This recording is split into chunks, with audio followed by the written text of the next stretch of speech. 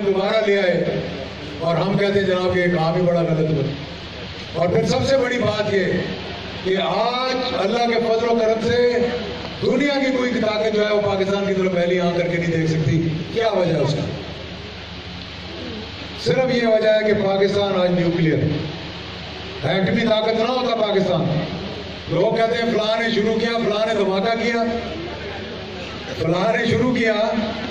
एक लेबॉर्ट्री थी इतनी सी, डॉक्टर कदीर खान काम छोड़कर वापस जा चुका था। ये मेरे पास अखबार की कटिंग में दिखाता हूँ।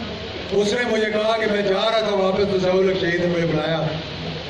1977 में वो टेक ओवर किया। उससे पहले एक छोटी सी लेबॉर्ट्री में काम हो रहा था।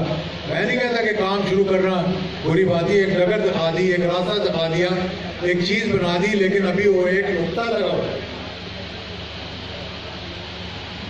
नुक्ता मिट भी सकता था, लेकिन उसके ऊपर, उस नुक्ते के ऊपर एक इमारत बनाना, उसको खड़ा करना। फिर 1979 से लेकर 1983 तक ये जो कहते थे कि किसी डिक्टेटर ने कुछ नहीं किया, अगले दिन तकरीर कर रहा था 28 मई को कि चागी के टनल पूछो जाके कि तुम्हारे अब्बा जान के जरिए से बने थे। 1979 से 1983 तक चागी के टनल जहाँ पे धमाका हुआ वो तैयार हो चुके थे। और 1986 में ज़िया-उल-हक शहीद ने जाकर राजीव गांधी को बता दिया था।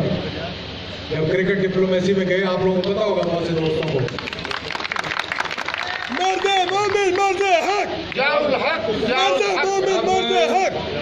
पाकिस्तान के बॉर्डर पे जिस तरह 2001 में फौजें लगा दी थी इंडिया ने, 85 में भी उन्होंने ब्रास टैग एक्सरसाइज की। पूरी दुनिया के एजेंसियों ने बता दिया कि जनाब ये अभी जो है वो किसी वक्त भी हिंदुस्तान हमला कर दे। और ये फिर मैं नहीं लिख रहा आगे कि ज़िया-उल-हक शहीद ने वहाँ से दावतनामा मंगवाया, चले गए क्रिकेट मैच देखने के लिए। वजह क्या थी कि ये कहीं ना कहीं टकरेगा मुझे। उसने कहा मैं नहीं जाता रिसीव करने के लिए। ऑपोजिशन ने उसको डंडा दिया कि नहीं, एक मुल्क का सदर आ रहा है, कैसा है कि तू नहीं जाएगा। उसको ज़बरदस्ती भेज दिया। वो टेढ़ा सा मुँह लेकर आ गया एयरपोर्ट पे, हाथ बनाया। वो कहते हैं जी मेरा सिक्योरिटी का एडवाइज़र जो है साथ जाएगा, और नाम उसका कोई मुखर्जी नाम था। मैच देखा, मैच देख के वापस आए जाने के लिए, तो एयरपोर्ट पे खुदा हाफिज करने के लिए आया राजीव गांधी। उन्होंने कहा सारे बैठ जाओ जहाज के अंदर। वो लिखता है, उनका सिक्योरिटी एडवाइजर लिखता है, उसने कहा कि जब सारे चले गए और आखिरी हाथ मिलाया, तो जब राजीव गांधी के हाथ में डालकर हाथ ज़िया-उल-हक ने पकड़ा, तो उसकी आंखों से ऐसा लग रहा था कि इससे ज्यादा खौफनाक शख्स दुनिया में कोई नहीं। उसने कहा कि मेरे जो स्पाइन होती है, रीढ़ की हड्डी होती है, इससे पसीना छूट गया। राजीव गांधी के माथे में पसीना आ गया कि जिस जोर से उसने हाथ पकड़ के उसको अपनी तरफ खींच के और उसको कहा कि हमला करना चाहते हो, हमला करो पाकिस्तान पे, लेकिन एक बात याद रखना कि जो चीज तुम्हारे पास है अल्हम्दुलिल्लाह हमारे पास भी। तुम हमला करोगे, पाकिस्तान को तबाह कर दोगे, मुसलमान फिर भी 1.5 अरब दुनिया में जिंदा रहेंगे। नंबर पे हमारी ISI जो है आप उसको बनाने की कोशिश। कहीं हिंदुस्तान साबित नहीं कर सका कि पाकिस्तान बराबर था, कहीं भी।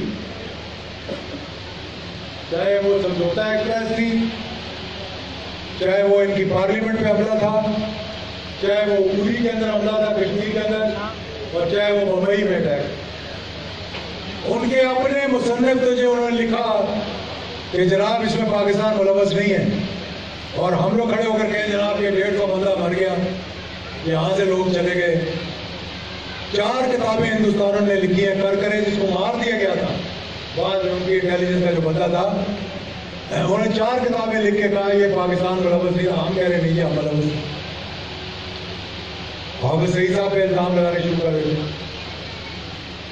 जहाँ देखो अब एक किताब लिख दी है, ये किताब आपका क्या ख्याल है कि एक किताब एक जर्नल ऐसी लिख दी था? कौन उसको लेकर गया, किसने पैसे दिए, किसने मुलाकातें कराई, और उसका लबे लबाब क्या है किताब का? चाहे कुछ भी ना लिखो यार, आप एक अपने दुश्मन मुल्क के साबिक रॉ के हेड के साथ बैठ के कभी उर्दन के अंदर, कभी तुर्की के अंदर, कभी टर्की में, कभी कहीं आप बातें कर रहे हैं। और क्या क्या बातें किताब में लिख दी कि हमारे मुतनाज़े कौन से हैं जनाब, ये 26/11 का जो मामला मुंबई का हुआ और हाफिज़ सईद साहब का नाम ऐसे आ गया और ये फलाना ये हो गया, फलाना ये हो गया। तो शर्म नहीं आती इनको। यहाँ पर